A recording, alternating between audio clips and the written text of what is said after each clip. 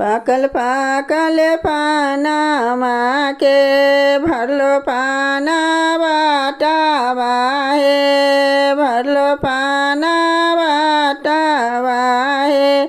सेही पाना खाए लाना दुल्हा से रामा दुल्हा, रंगीले लाने बाती सोयो दात गे माई।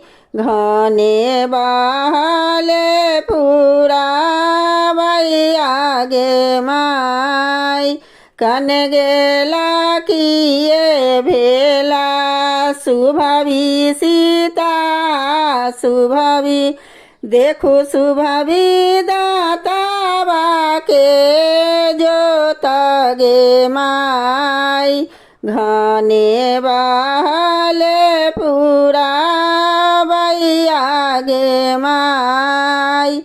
कैसे हम देखू प्रभु जी दातावा के जोतावा हे।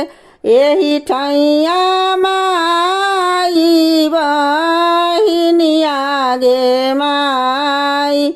घने बहले पूरा भैया गे माई।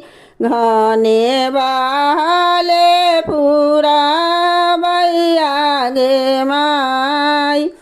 चलू चलू आहे प्रभु जी ओही को हबारवा में, रौरा हसबा देखम गे माई।